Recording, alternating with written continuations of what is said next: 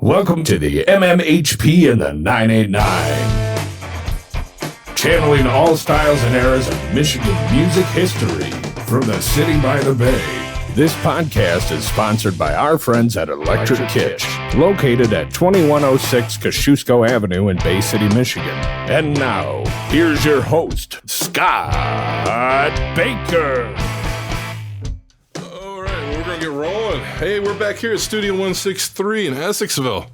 We got a really special guest here tonight that we just are getting to know. One of our sponsors, Electric Kitsch, they came forward. Jordan did with this little story about Rick, and we have Mr. Rickey Dishaw here with us. How you doing, Rick? I'm doing good. And Rick has an album that he put out. He didn't put out. The Army put out. Right. 1971. Yep. Yep. And this is an Army-issued record. And there was also a European band that was around this similar time. We'll get to them in a minute. But this album has been reissued on another label over the last 15 years, I believe. It got reissued, or 10 years. Jordan was telling me. Was it? Oh. Yeah, I think so. I think it got reissued on a small label. Jordan was telling us about this. Anyway, and it's hard to track down the original copies. But we still have one of the living members right here in Bay City, Michigan. We want to thank you for coming on the show, Rick. Hey, you're welcome. Well, we're gonna.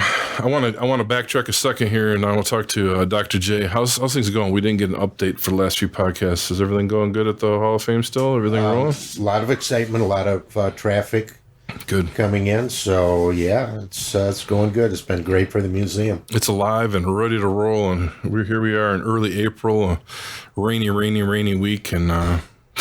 Trying to get to the other side of that sunshine here. How you doing, Sir Fred? I'm doing great. What's new with you?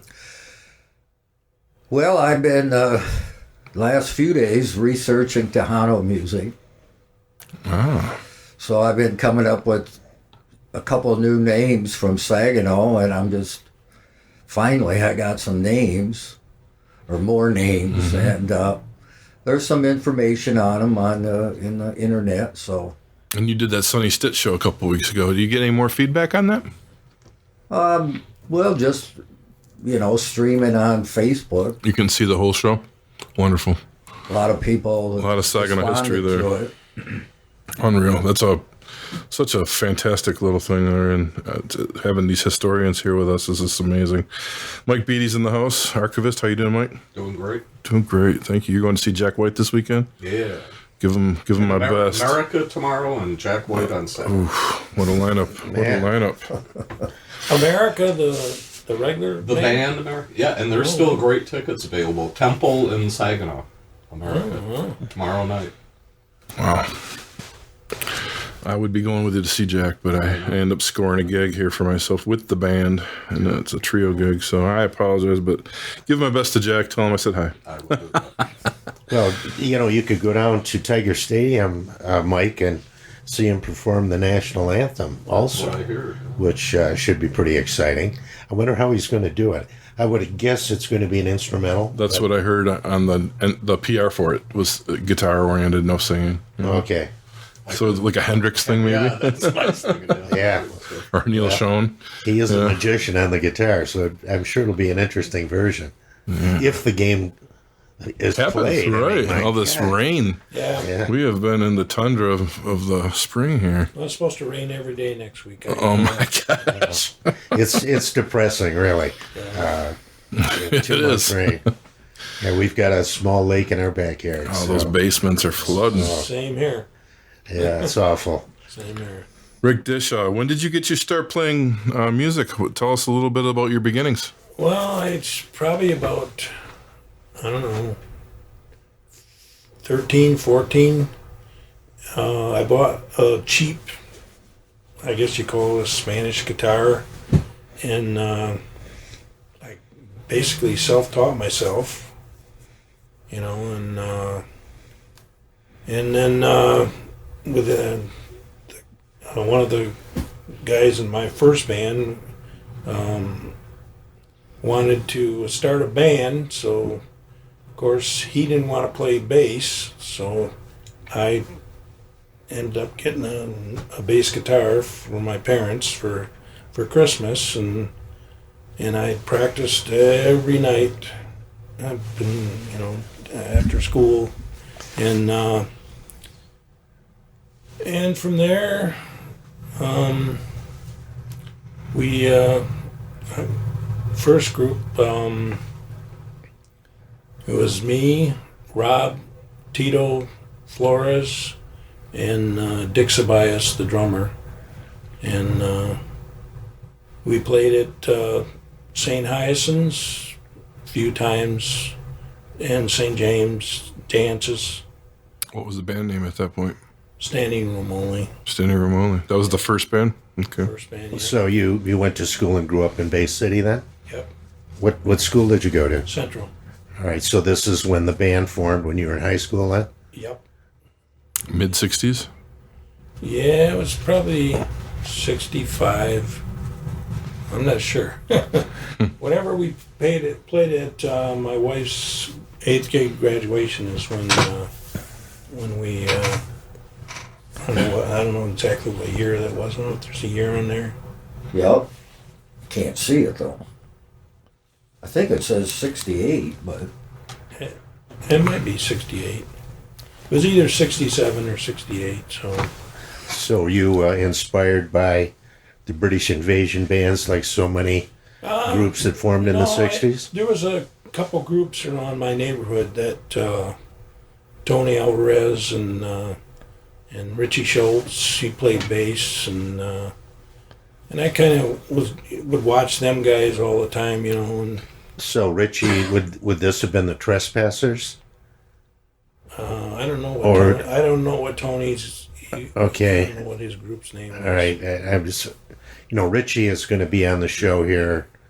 We don't have him pinned down yet for a date, but yeah, he played in the Trespassers, and they played at Band Canyon, I know. And then he ended up with a group with Junior Lewis, and that's when he was, they were connected. Richie Schultz lives in Lansing now. Yeah, he's works for a car dealership, right? Okay, yeah. Yeah. But, of course, he grew up in, Bay City, and how you knew him. And, yeah, he was with Junior Lewis, and then for years he went on with Question Mark. Oh, he did. On a version of the Mysterians, but this would have been like in the 70s and up into the 80s, I think. He was with Question Mark for quite a while. Yeah, the Question Mark, the Mysterians, the organ player, Jesse Velasquez, he was our, I guess you call it, manager, but that was his cousin. Yeah, Frankie Rodriguez. Yeah, Question Mark and I used to come over to the house, and they would all go out in this. My dad had this. He worked at the dairy, and he had I guess you call it a box, ice box. That we used to. They used to go back there and smoke pot, and I didn't know what. I didn't do none of that stuff or anything, but of course my brother did. And I'd go in there and I'd go, "What the hell are you guys doing in here?" "Oh, we're just hanging out, They're all sitting in there. And, and I remember he came, Rodriguez, I think he had a Camaro, a blue Camaro with a white and racing stripes on it. It was a pretty cool car. But I met Question Mark a couple of times, but he's way off in left field. Yeah, he's different. Yeah, so, and... well, that must have been after they had hit it pretty big, where Frankie would have been able to get a car and everything. Yeah. Well, those were heady times for those guys in the Mysterians. Yeah, but they got kind of screwed on their royalties and that, because I know Question Mark was on Johnny Burke a lot of times, and he was talking about, not making, very much money on their record. Yeah, at least he gets something. I think Frankie and Bobby Balderrama, who were also involved in composing the song, they don't get anything. Really? So, yeah. Wow. See, Question Mark's name is on the song as a songwriter. If you look at it, it's R. Martinez, which Rudy Martinez is his real name. Okay. So he still gets something, and I'm sure that's kind of kept Question Mark going over the years. You know, 'cause he doesn't really perform that much anymore. I seen him a couple of years ago at the excuse me, at the Shell, Yeah. and So you were in high school when he was coming over to the house, huh? oh yeah, yeah. And they already had their hit at the time, so they were kind of hanging out, just getting it going and hanging with the new band in town, huh? Yeah, and that's when I started going to other, well, like went to Roll Air a lot of times, and well, I seen a lot of groups there. Ted Nugent and SRC, Scott Richards case, the ones that did White Satin. What's the name of that group? Moody Blues, Knights of White Satin.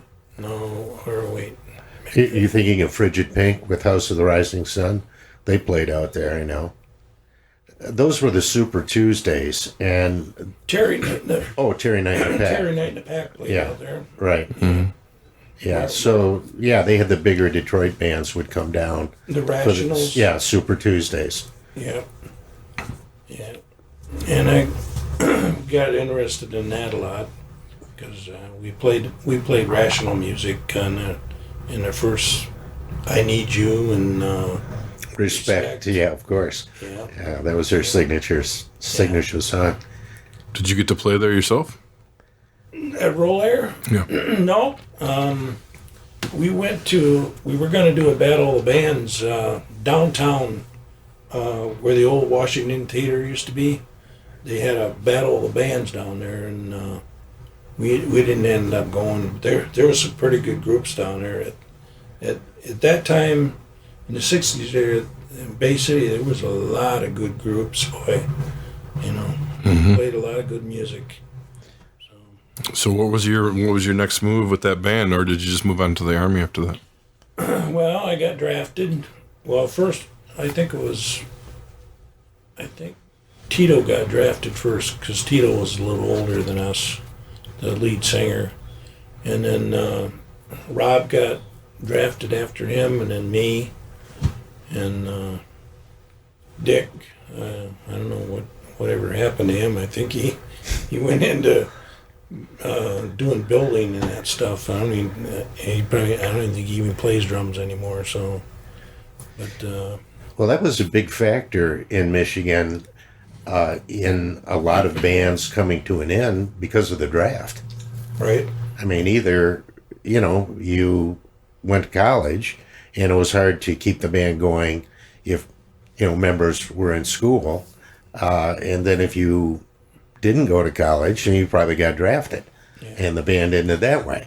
So that's a story that was pretty common across Michigan, and I'm sure across the United States during the 1960s. yeah. See, when I went in, I didn't think I was going to be playing in a band, and one day I was kind of like tapping my fingers on a table, and during lunch break or something, and the guy goes, "What do you play an instrument or anything?" I goes, "Yeah, I played in a band." He says, "They're looking for a bass player." It was like on a bulletin board that we had that. So I said, "Well," so I went and looked, and that's how I basically got in the band. It was me, Zig, and Ron, the drummer, So this is, where were you stationed when this happened? at Hurstveld, Okay, and that, Germany. oh, really? So you're overseas already. Yep. So what year were you drafted? 70. Okay. August 20th, 1970. And then you were shipped overseas. No, I had to I went to basic training, Fort Knox, and I went to AIT at Fort Polk, and then I was scheduled to go to Vietnam, but I got lucky and got picked for Red Eye. It's a Stinger missile is.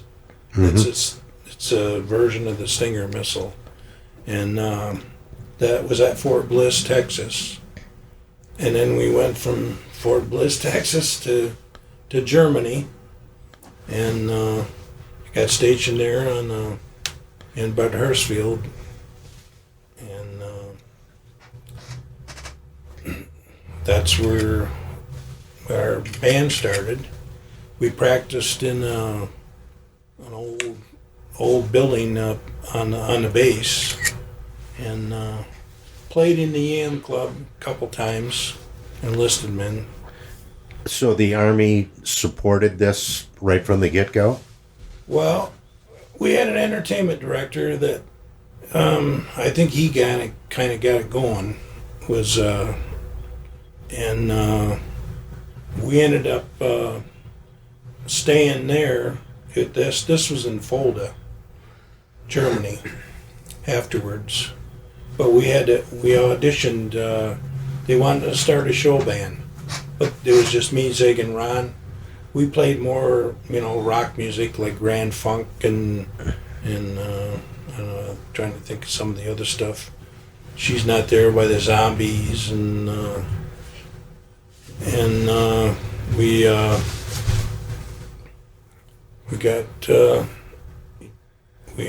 went to a battle of bands at the music center in Fulda, and there was other groups there. Were these all Army servicemen? All Army personnel. Okay. Wow. It was their wives too. Some of their wives, and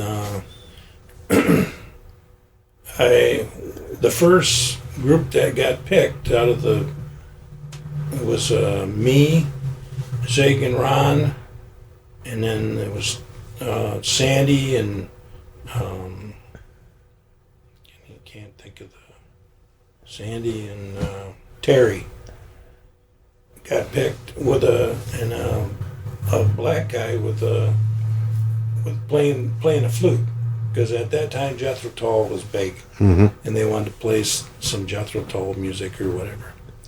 Well, during practicing, we practiced in this one hall, and he stood next to me, and the spit from the flute was just dripping on my shoe the whole time. Because we were in tight quarters, a little bit. And I said to the entertainment director, I said, no, this is not going to work. I said, I'm not going to, have somebody, spitting all over me. But then from there, it was just, we started the show band from there. Terry, Sandy, Ron, Was that a jet? Yeah, I think they're coming for you, Rick. I think they're checking your shit out tonight, man. You better watch out. It's hard to remember this stuff. It's 50 years ago. Yeah. So that's basically who's on the record that you're naming here? Do you remember any of the last names? Yeah, Paul Oscar, Zig. I can't remember Zig's last name. It's all on the soap record, though? Yep, it's on the soap record. Okay. And Ron Buffard, and he was a drummer. And Sandy, I don't know what her last name was, but her husband was a lieutenant, and he was our chaperone, because we couldn't just go by ourselves, because he had to, we had to have somebody that... Like a stage manager type thing? Yeah, kind of, but he was more to keep us in line, Probably keep an eye on his wife. Yeah. Was she in the Army too, or was she just the wife? She was just the wife. Oh, wow. So you guys had a mixed band, but Army related, Yep. in a sense. Okay. But she was a nightclub singer, I guess, in England. So Is she the main featured lady that you hear on that record? Sandy? Yeah. She did a couple songs. Yeah, you could hear her stick out really good on that record. Yeah, she had a pretty good voice. But once in a while, she would forget the lyrics, and the drummer in the band there, Ron, he used to get kind of mad at her, and he would yell at her. And Where did you get the name Soap? It's like, I don't know what he was drinking or whatever, but we had to come up with a name. So, the name of the group. And the entertainment director liked it, so the entertainment director, he was a really religious guy. We got one song on there, "The Circle Be Unbroken." Mm-hmm. Yeah, that's a pretty religious song. But you guys had that.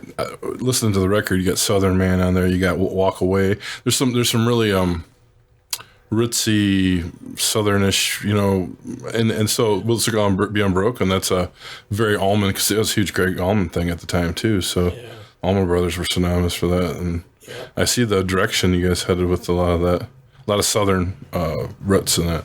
Yeah, he wanted more or less like a show band, He didn't. But in the middle of the show, we did. Me and Ron and Zig did we did TNUC by Grand Funk. Grand Funk, right? Nice. Is that the name of it? Yeah. Yeah. And we did one other Grand Funk song. Was coming home or Captain. I'm your captain.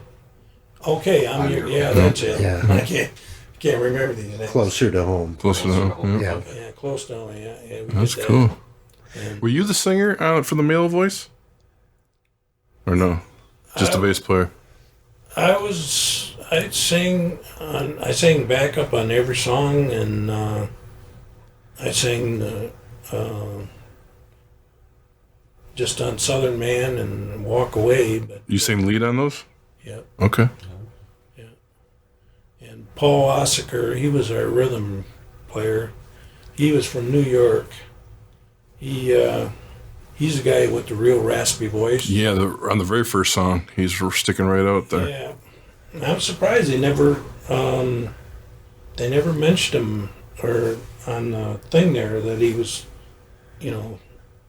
solo. Oh, okay. Mm-hmm. That his voice is there? Yeah. Yeah, but they on the album they didn't say that. So you would travel around from base to base, performing, Yeah, basically? we went on every after. Well, we had to win.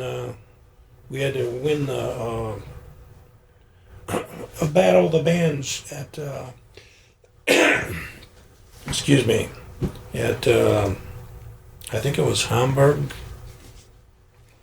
There was like about 10 other army bands there, and we had to get that first.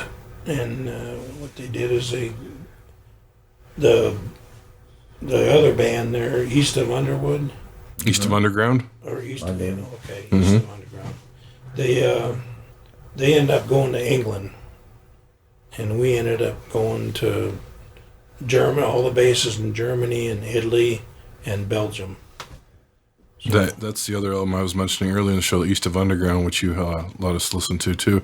That was really funky. There's some Sly Family Stone kind of feels on that record. Well, the drummer there was for James Brown. I was going to ask, did you know who that drummer was? Because their drummer was amazing on that album. He was James Brown guy. So, Fantastic. Well, you guys had a pretty good gig for the Army then. oh yeah. Yeah. Yeah, we got to see a lot of stuff. I went when we went to it. Well, we played at every army base, which there's probably I don't know, maybe 10 or 12 army bases at that time in Germany, and the only problem was you had to carry your own equipment. Your amps, them big amps, but we got good transportation. The buses, they were all those tour buses. Mm-hmm. Got them, and every time we would go to a new base, a lot of the guys would help you get the equipment up there because they wanted to listen to you. Of course, they wanted to. They see the women, So, which Terry was the better looking of the two. but she was younger. But she was an officer's wife too. So Oh yeah. yeah. So So what were you Were you hauling around a Fender bass and a big old Fender Bassman amp? One of those heavy buggers? yep. And over there is everything's 220. Yeah. So they had to change. Yeah, the amps all had to be changed. So otherwise, it'd blow them out. So tell us a little bit about recording that record. How did that even come about? Well, Was that done live at a show or was that in the studio? no, we did this in a studio in Frankfurt, on the same block where Beatles recorded some of the. It wasn't the same place. There was other. Mm-hmm. I know it was next to I guess you'd call it a whorehouse. It was right next to it. Where you were or where the Beatles were? No, where we were. Well, that whole area of Hamburg was pretty wide open back when the Beatles played in the 1960s. I'm sure it probably didn't change a great deal over the years when you guys were there either. Yeah. The only thing I didn't like about the recording part is they really didn't give us a lot of time. I think it was like 3 days, and it was never doing anything like that. It was kind of weird. You do the music first, and then you do your voice afterwards. And of course in mono. Mm-hmm. I didn't kind of like that, but. That's interesting.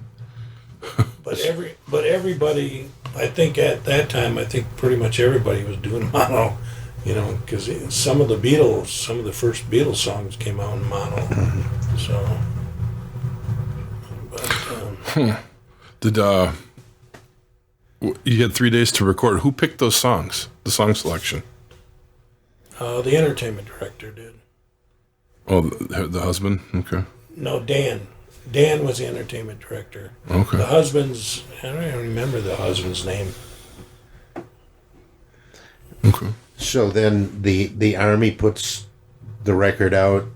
They had it pressed. They funded the the studio. whole thing.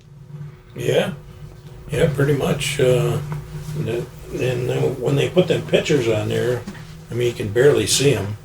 It's on the album. They're so tiny. And East of Underground was another Battle of the Bands winner that you said went to England. They also got to record an album, Yeah. which you brought, and Yeah. they're two separate records, but they both were funded through the Army, the American Army. Yep. Yeah. This podcast is sponsored by our friends at Electric Kitsch, located at 2106 Kosciuszko Avenue in Bay City, Michigan. They offer new and used records, including local to Michigan original vinyl and CDs, as well as clothing, electronic equipment, funky household items, music gear, and stringed instrument repair. You can find them on the web or call 989-402-1411. And then these were sold at the bases. Basically, is that? I don't know. All I know is when I left in March, because I got an early out, and the band was pretty much split up by then, and I got home in March, and I'd say maybe about 2 or 3 months later, I got like a dozen of those albums in a case. I don't know who sent them to me. I think it was maybe I think it was the drummer of our band, Ron. He lived in Maine. Mm-hmm. And other than that, I don't know. I don't think they sold them to anybody. Now, this, when you got home, would that have been 71? No, 72. 72? Yep, March of 72. And you were done with the Army at that point? Yep. Yeah, and Richard Nixon gave me an early out. So. Tell us a little bit about the shows. Jordan was telling us some stories about it. The Army was really trying to get you guys to get people to enlist, right? So you were doing shows to help enlist as well as perform for the current. Yeah, I think that's. Well, we performed to most of the Army guys, we went to this one place where there was a 20-foot high fence, and there was guys walking around with German Shepherd dogs, and it was a pretty top secret place. I don't know, there's probably nuclear weapons there or something, I don't know. But we played there, and we played in Berlin, and that's when it was East and West Berlin. And we got stopped before you'd get into East Berlin there, you would get stopped by it was the East Berlin Russians or whatever, I don't know what they were, but you had to have your ID. Well, you had to go through Soviet territory to get to West Berlin, right? And the engineer would switch from a West Berliner to an East Berliner, and then when you went back, they would switch back to the West. So it was kind of weird, and I seen the wall when we played there. It was no big deal, but the drug scene was still pretty hopping at that time, wasn't it? Oh yeah, hashish and a lot of hashish, and if you got caught over there doing drugs, the Army didn't want nothing to do with you. You'd go in. Probably 10-year sentence for hashish and stuff like that. But I was wondering if you guys had any ties in with all that, with the Army, or any stories that was kind of nuts from that. No, I don't have any. No. So you guys played your last show in 71, and you got sent home not too long after. And yeah, I think our last show was in Belgium at NATO. Oh yeah. NATO headquarters. That was the biggest stage. There was I think French troops there. There was a couple other different countries that were there. So. Did you continue to have contact with any of the musicians you played with? And so just Zig he lived in Ohio, and he came up to Bay City, and he met me at Roma's. Okay. And it was probably about 2 months before I was going to get married, and he wanted me to join a band and come back with him, but I goes, no. I goes, I'm going to get married. And so did you give up your music career pretty much after you got home? Yeah, pretty much. Yeah. So that case of records that come over to your house that you found at your doorstep there, what'd you end up doing with that? I gave them to all my relatives, and it was at that time I wasn't thinking it was a big deal, Well, pretty nice souvenir, your time in the Army. Yeah. I could see where, I wish people would appreciate it. I wish I would have took better care of it, but I didn't. I just got a text from Jordan. He's apologizing he couldn't make it tonight, but he did want to tell you that, yes, your album was reissued in 2012 by Now Again Records. I think that was a European label. He says it was with permission from the United States Special Service Agency. So they allowed someone to pick up the copyright and reprint it in 2012. So I was wondering, because he told me some of the background for you, which is how when I approached you, and I says, was it really reissued? And he said, yes, in 2012 on that label. So there's been more interest in that, and the Army is still funding it somewhat, or somebody in the military. Yeah.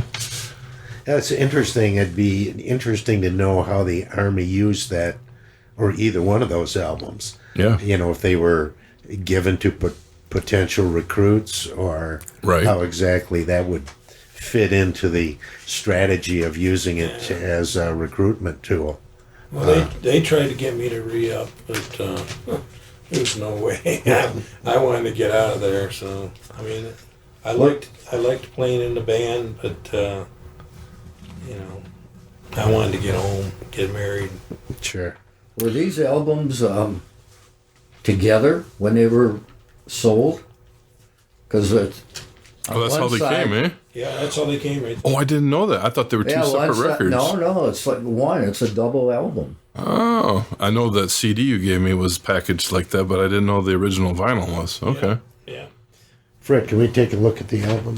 We've got a slew of photos, the record, and a couple pictures that Rick brought with us that we're going to share with you guys on our Facebook and YouTube. But so you got home and you got married. What year? 73? Then 72. Yep, 73 March. Yeah. And that's your sweetheart that you met and you played in school with her before you left. Then. Yeah, 49 years ago. Yeah. Oh, very cool. So now, no one's ever come after you asking about this backstory or any of that stuff until you ran into Jordan? Tom Beard is the one that started it. And he was trying to finagle me out of that copy. Yeah, a copy. I have a couple other ones too, but they're no good. My brother-in-law's had them, and they just kind of had them packed away in with a bunch of other albums, and just never took care of them. So Tom Beard, is he local? yeah, Yeah, I think I know that name. He was looking into it though. He remembered it. yeah, he was starting to. No, he didn't know anything about it. Jordan was the one that said something to him. He goes, yeah, there's a guy from Bay City. And he goes, Rick Dishaw. He goes, no way. Because he never knew I played in a band. Mm-hmm. So Wow. that's how that got started. How did you know Tom? My brother-in-law, that was his best friend. Okay. You know, and Tom worked. I think he was a city councilman a couple times. Right. He's been in school board member. Yeah, school board. Yeah. Yeah, I knew Tom used to work for Bay County in rec leagues. I remember I played city league basketball and so on. He's an umpire. Yeah. So Tom was always kind of involved in the sports scene and so on in Bay City. Yeah, he's the one that basically got it going, I guess. So. Well, that's got some good backstory for us here locally and for our state. I mean, to think of that, the Army would, put money into an artist or a band and put a record out. That's fantastic. That's stuff that you hear maybe an orchestra do, but never a rock band. I think it was more the entertainment director. I think he kind of got it going. I mean, but I don't know if at that time the Army really didn't care so much about, Yeah, music. But they've used it over the years. If you look at the recruiting advertisements and so on that the Army has done, so you might have been really at the cutting edge of that at the very beginning of it, I would imagine. well, maybe. Yeah, I'm sure that music's a powerful tool. You can use it in a lot of different ways. Right. So. Yeah, I've had a friend, when he was in Vietnam, he had a band called Banana Convention or something like that. Oh, really? And they played in all the bases in Vietnam. And he never would talk about that. He'd just say, well, I played in a bar most of the time while he was there. Yeah. And then the leader of the band wrote a book, which I have, and talks about all the bases they went to and what they had to see to get to these bases. It's unbelievable. I can see why my friend never talked about. Right. Because he found they went into one base and there were heads, cut off heads on a stick. Oh, jeez. And they had to go past them to get to The stage? the base. Bass. Wow. Yeah, a little bit different playing gigs in Vietnam than it was in Germany and Italy. And Well, Belgium, supposedly they were the only American band, all soldiers, in Vietnam at the time. There's a book on that. Hey, do you know the name of that book, Fred? I can't think of Okay, it. I got it interesting. at home. Maybe you could shoot a photo and we can add it to our little collection of stuff here. Well, my sister-in-law is supposedly writing a book about me in Vietnam, and I don't know, it's kind of a non-fiction fiction. You know, so, but Nice. When Yeah. does she have a deadline for herself, or? I don't know. She was talking to my wife that day you came over. Mm-hmm. She was talking to her then. I don't know exactly how much she's got done of it, but I don't know. So tell us about when you were playing. Did you get to share the stage with any other bands? Did you even play a gig other than the Battle of the Bands with East of Underground? Or were there any other bands involved at your shows? Or did you have Bob Hope pop up with you? Or No. any stories? No, none of that. We were in entertainment, but Bob Hope is with That would be the USO. USO, Right? the yeah. USO. Yeah, that's a lot different. The entertainment part was part of which Dan was the entertainment director, and we stayed. We wore regular, like civilian clothes. We didn't have to had to keep our hair fairly, couldn't have it too long, but couldn't have any facial hair. Wow. Uh, Straight band. yeah. So you guys didn't do any shows on a double bill or anything. You were just the entertainment for the evening, and that was it. Pop in and pop out. Yeah, but me and Zig and Ron, we would do EM clubs. When we would back in Fulda, we would go and play at the EM club, and we'd only play a few songs because all they wanted to do was dance. They'd get all drunked up, and they just want to dance. So you'd play, some funky music, James Brown stuff or whatever, and but they didn't care about the regular singing part. All they cared about the funky music. So And the East of Underground sure had a hold on some of that tune, that music on the flip side of that album there. yeah, they played. Like say, there must be a lot of army bases in England because I was surprised we got the better gig, which I thought, And you said that the drummer went on to play with James Brown after that? No, he was Already? He was a drummer. Oh. James Brown. And he got drafted and ended up just jamming with them? Right? Yeah. Now, did they have the same deal? Did they record in England, or did they record with you guys, or how did they get? Do you know anything about their album? They recorded in the same studio, but yeah? it wasn't on the same day though. Okay. So, because I asked the guy, but Now this they were an all black group. I think so.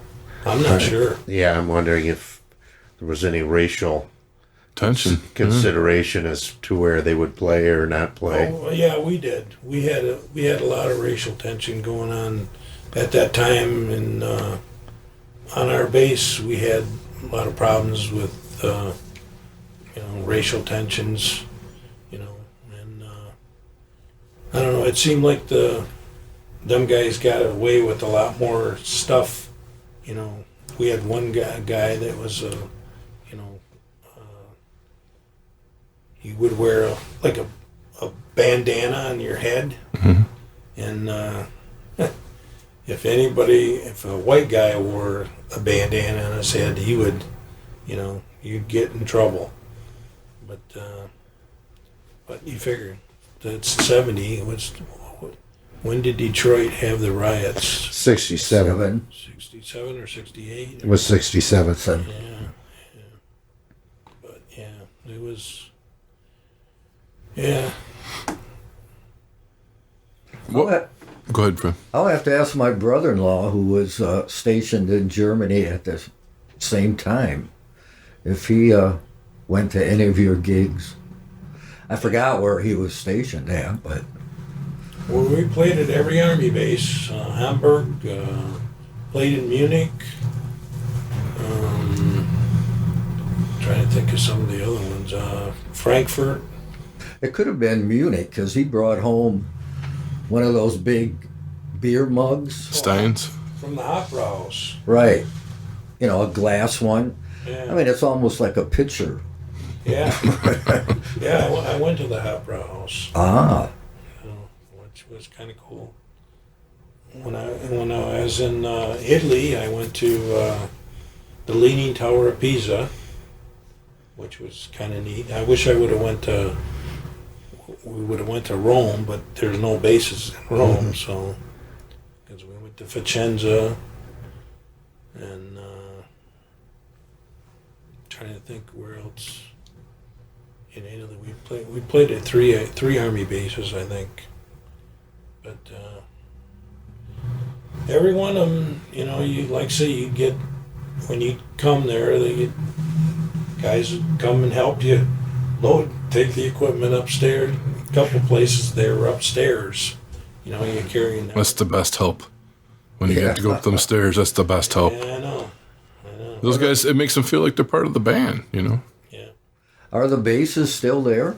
Or some of them? I believe so because, I mean, there's no border.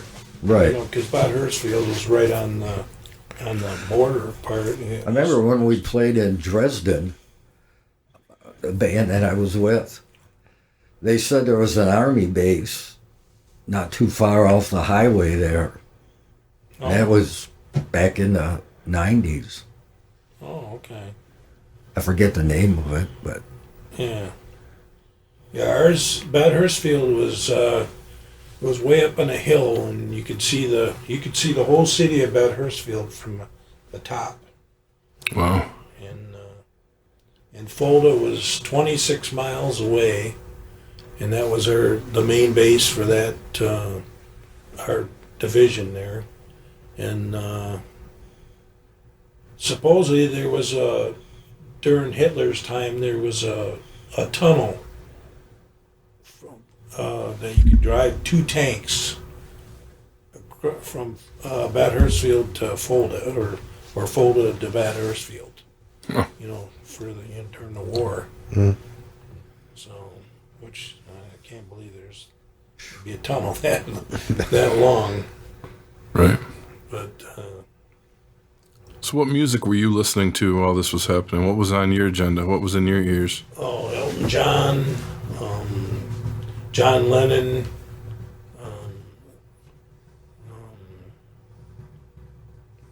Paul McCartney. So were you all buying vinyl all the time, or were you just listening to the radio, or what were you doing? I bought some records and that, but just basically listened to it on the radio and stuff. Mm-hmm. You know. Did you get to follow what was going on here at Michigan, like with Question Mark, obviously, or Bob Seger, or anything that was happening? Or obviously Grand Funk you guys followed. Yeah, Grand Funk played in Germany. Played out in this field, and they had a wall of speakers, and it was probably, I bet there was 100 speakers. And when he hit the first note, I mean, your ears get, and when it took 3 days for my ears to stop ringing after that concert. And it was out in the, you know, like a farm field. You'd think the air would dissipate the sound, but no. Yeah. Mark Farner came through. He delivered that day. Oh yeah, he did. Boy, but that was a really good concert. And I seen Jethro Tull in Frankfurt, and that was in an old train station. Wow, that's cool. Yeah, that was a pretty cool concert. That's where I'd like to see some photos of these stories, of those shows, you know. That's pretty kind of cool, man. Yeah, we didn't think about it. Yeah, no one thought about that stuff. No. Yeah. Well, you had to bring a camera with it. You know, that's Right. Ron was a camera guy, the drummer. He's the one that took all these pictures, Oh, right.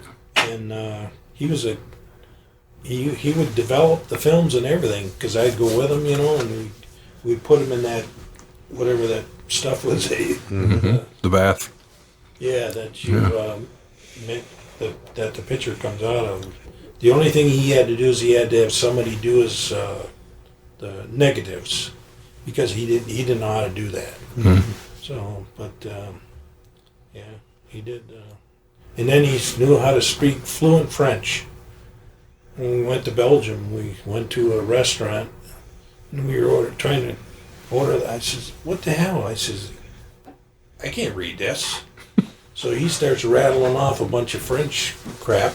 I said, "Where'd you learn how to speak French?" He goes, "My grandmother was French. You know, he's from Maine." So, Oh, wow.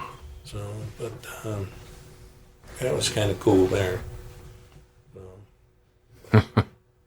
So it was pretty much all good memories from your tour. Oh yeah, yeah, A legitimate tour. yeah. We had Paul and Ron they would kind of fight back and forth once in a while. But I think because we were all getting tired, you know, when you're traveling and doing all that stuff, you know, We had a lot of hours on the bus. yeah, You know, you were traveling through Europe on a bus, right? yep. Right. And they were nice buses. They were tour buses and all that, but still, just the traveling. But you know, you're young, you know, you can handle it. But, Sure. But I remember one time we were going on a train from Germany to Italy. We went on a train, and you had to sleep on that train, and it's like this the whole way. There's no stopping. You're rocking the whole time, you know. But I mean, I'm sure they're probably a lot better now, you know. But it was some beautiful country in that. We went through Austria and parts of Italy and that. But if I was going to go anywhere back to Europe, it would be Italy. And that was the coolest place, I thought. So. Well, thank you, Rick, for coming on the show and sharing your story. Okay. If you ever think of anything else you want to add to this, please let us know. And thanks for serving. Thank you for all of this. I mean, this is a wonderful story, a Michigan-based story, something you don't hear every day. We're trying to cover all the genres, and we didn't even think of a military genre. And when Jordan mentioned this, I thought, what a fantastic story. The fact that it even got reissued is incredible within itself. Yeah. But I'm glad you're still here to tell us, and I'm looking forward to that book. Oh, for my sister-in-law. Yeah. Yeah. Yeah, so am I. All right. Thank you, man. Yeah, thanks a lot, Rick. The MMHP is hosted on Apple, Spotify, YouTube, and our own Libsyn podcast site. You can also search MMHP989 on Facebook for up-to-the-minute information, as well as both Dr. J and Sir Fred's album picks of the week, posted every weekend. You can connect with Scott on the web at scottbakermusic.com, Dr. J at michiganrockandrolllegends.com, Sir Fred at fredrife.com, and the Electric Kitsch at electrickitch.com. Brought to you by Michigan Rock and Roll Legends, located both inside the Bay County Historical Museum on Washington Avenue, as well as Scotty's Sandbar on Evergreen Drive at the Bay City Middle Grounds. On behalf of the hosts, Gary, Dr. J. Johnson, Sir Fred Rife, archivist and videographer Mike Beatty, and myself, this podcast wouldn't be here without Studio 163's Alan Garcia, the voice of MMHP, Mr. Eddie Switek, our sponsor, the Electric Kitsch, all of our guests, and you, the listeners. You've been listening to the MMHP and the 989. From all of us at the podcast, we want to thank you for tuning in. Record shop on Midland Street. Lucky's. Lucky's. Yeah, I used to go there all the time, buy albums. Yep. Now, did you go to the original Lucky's or the one that Bill Tacey ran? Well, I don't know, it was in the 60s, so. That was Okay. the original, probably. Well, depends. Lucky, I'm trying to think when Lucky sold it. Must have been late 60s. Because I know I was buying Beatles records at Lucky's. Yeah. You guys probably remember the band Canyon. Oh, right? certainly. Oh, yeah. Yeah. I seen Bob Seger there. I seen Ted Nugent.